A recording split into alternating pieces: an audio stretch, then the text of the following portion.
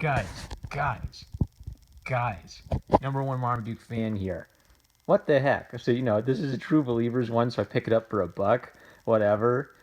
Man, this reminded me of that goofy 1990s Droids, the Pirate and the Prince cartoon I watched on VHS as a little kid. So I thought, whatever, this will be a goofy nostalgia rush. Holy cow, guys. This kicked butt. And it's making me think about all the Star Wars comics I've been reading and how I've been roasting them for lack of energy, lack of flair, rabid overuse of 3D models. The one I read recently was Star Wars Vader Down, the trade paperback, and I dug parts of it, but the problem was it was 3D models, and then occasionally I get a beautiful, energetic drawing, and then back to 3D models. And this goofy cartoon comic.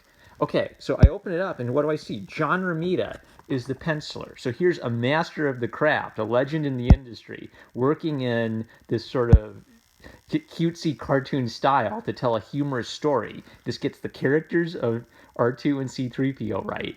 This allows them to be expressive characters who can be identified with. All right, so let's watch this. First off, R2D2 and C3PO are the short fat guy and the tall skinny guy. They are a comic duo in the classic tradition of kind of Buster Keaton to television and movie serial actors, right? So we open with them having some of their, back and forth, and then R2 runs forward because he's scared and he bonks into C3PO, and physical comedy, slapstick. And look at that. That is off model for C3PO, but it is an expression of fear.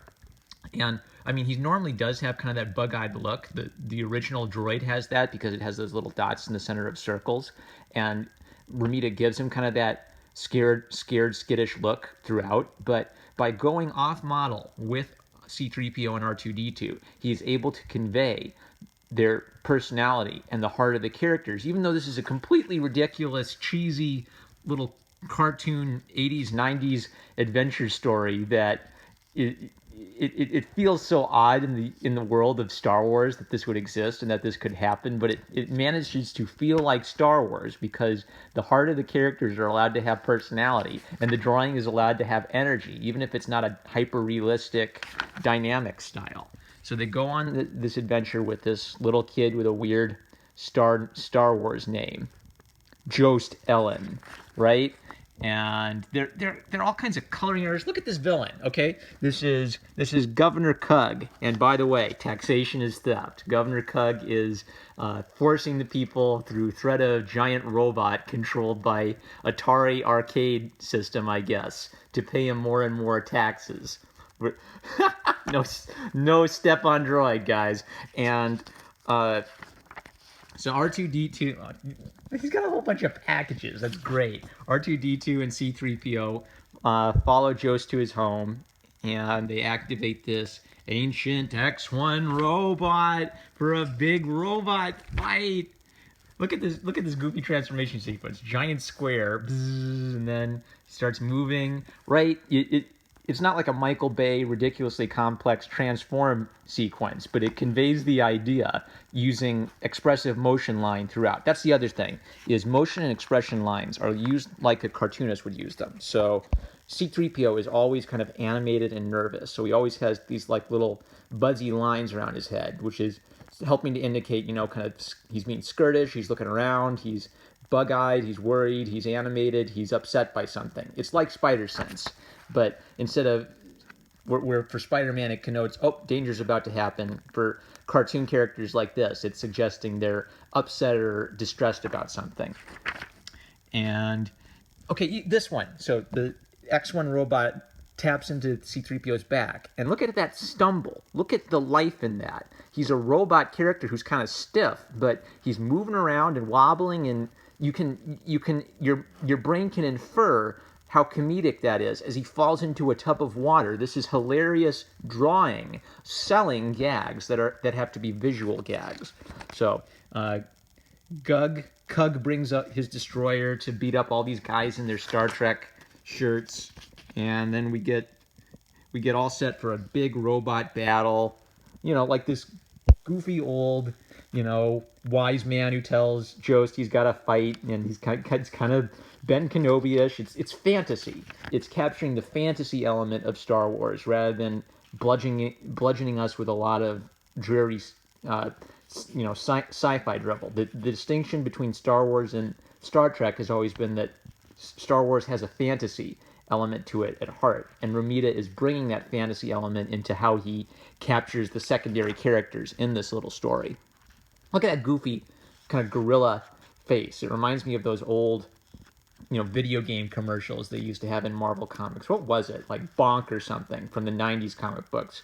He was some little caveman, and he had kind of that monkey-like facial structure, right? But it's still cute, and it still works in the context of this narrative because everything else is so expressive, and it's not wham in the sense of like a life or death struggle where you're feeling the impact of every blow. It's wham in the sense that their expression and their energy is making them living characters rather than just little three-dimensional models that are just plonked into designs where they don't feel like they fit, and they contrast with the beautiful hand drawing. The hand drawing doesn't match with the CGI 3D model effect that most Star Wars books are doing. And I like this better than even more semi-serious books because this is allowing expression to work. This is allowing life to happen. And then we get a big robot fight, and here John Romita is showing us his, talents for motion line and action and all that he brought to his superhero books. Big whams, big slams, all that good stuff. Look at that. Here's another one. So once again, we have a surprised expression, but it's not like the other surprised expressions. It's not one stock, shocked expression in whatever the 3D model program is. Romita's drawing a surprised expression.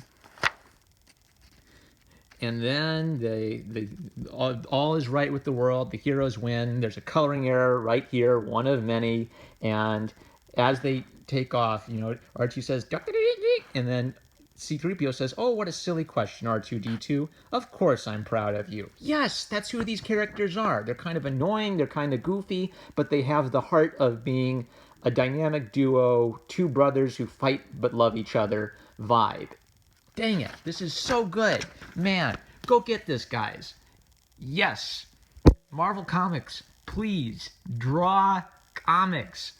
Don't give me this weird PlayStation 2 era CGI model stuff with no energy. Allow the artist to draw, even if that means that you get these completely wonky off-model characters. It's more important that we identify with them than that they look exactly 100% like they do in the movies. I'm #1 Marmaduke fan. Go get this, guys. Catch you later.